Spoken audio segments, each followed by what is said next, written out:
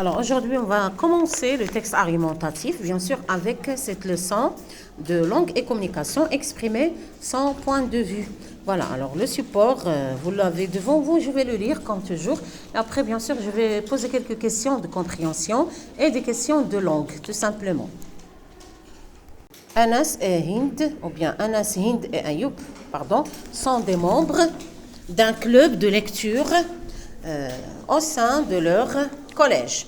Voici le forum où ils partagent leur point de vue sur des nouvelles et des romans policiers. Lis leur avis. Bien sûr, on a les trois personnages avec l'avis de chacun d'eux. Cette nouvelle, la première, bien sûr, celle de Anas, cette nouvelle policière est vraiment hors du commun. Une très bonne intrigue, une enquête captivante et des personnages attachants. Bref, une vraie bonne surprise. Personnellement, j'ai eu un grand plaisir à la lire, j'ai adoré. Deuxième réplique, celle de Hind. Tu as raison, on est pris par l'enquête. Je ne l'ai pas lâché du début à la fin, car tellement réaliste qu'on se dit que ça pourrait vraiment arriver, un vrai coup de cœur. Moi, je ne suis pas d'accord. Alors là, c'est la réplique de Ayoub. Il n'est pas d'accord apparemment. On va voir ce qu'il va dire. Moi, je ne suis pas d'accord. Ce nouvelliste, je le trouve ennuyeux. Et ces nouvelles finissent par se ressembler. Et que, du coup, on les oublie à peine terminées. Voilà. Alors, dans les trois répliques, nous avons des mots qu'on a utilisés pour exprimer son point de vue. Dans la première, nous avons « Cette nouvelle est vraiment hors du commun ». Le mot est hors du commun et le mot aussi « j'ai adoré ». Et tous les adjectifs qualificatifs qui marquent la valorisation, ce sont des jugements favorables dans le texte, ou bien la réplique de Anas.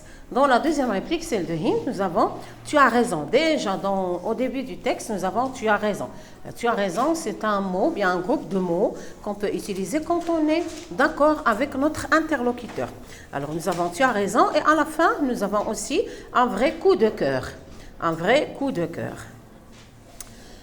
Troisième réplique, celle de Ayoub. Nous avons « moi, je ne suis pas d'accord ». Dès la première ligne, nous avons « moi, je ne suis pas d'accord ». Nous avons aussi ennuyeux. Le mot ennuyeux, c'est un jugement défavorable.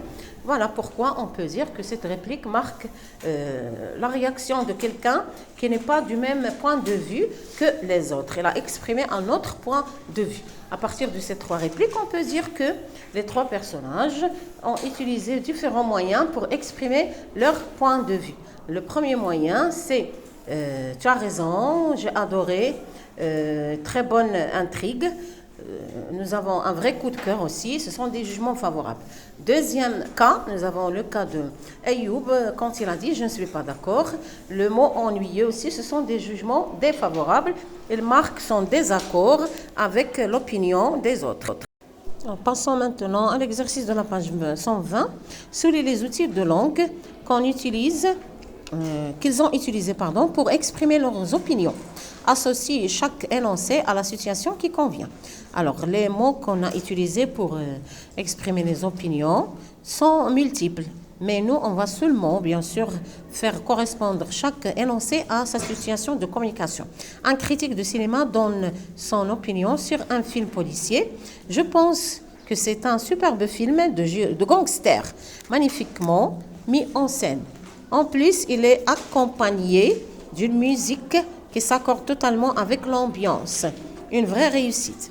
Deuxième énoncé, un écrivain donne son avis sur les avantages de son métier. En ce qui me concerne, je crois qu'écrire une nouvelle policière est un exercice qui nous aide à développer notre logique. Un journaliste exprime son opinion sur le phénomène des enfants soldats. Alors, qu'est-ce qu'il va dire? C'est triste, très triste. À mon avis, exploiter les enfants dans la guerre ou bien dans les guerres est un crime horrible. Voilà, alors là, vous avez les énoncés et les situations d'énonciation ou bien de communication qu'on a dans cet exercice 3 de la page 120. Maintenant, passons à « Je retiens ». Alors maintenant, vous avez la carte mentale. On a déjà vu la carte mentale avec le sujet central pour exprimer son opinion. On utilise deux parties. La première partie pour les groupes nominaux et aussi pour les prépositions. Nous avons pour moi, d'après nous, à mon sens, d'après mon point de vue. Nous avons dans la deuxième partie, je crois, ça veut dire les verbes. Je pense, je trouve, je vois, pour ma part, selon moi, personnellement. Voilà, ce sont les mots qu'on doit utiliser pour écrire un texte argumentatif et pour exprimer un point de vue, ou bien avec ou bien contre. Dans ces situations, ou bien dans les phrases qui sont dites par les interlocuteurs, nous avons les expressions qu'on a utilisées. En ce qui me concerne, je crois, à mon avis, je pense. Voilà, alors ce sont les mots qu'on a utilisés, les expressions qu'on a mis en valeur pour exprimer son point de vue.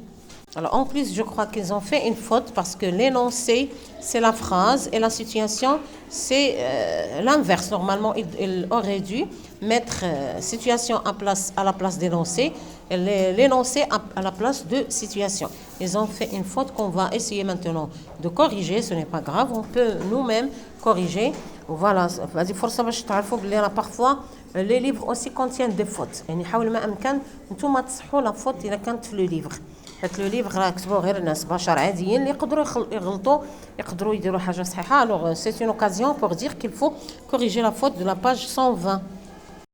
Voilà, essayez de recopier bien sûr les exercices qu'on vient de faire avec je retiens qu'on a corrigé. Alors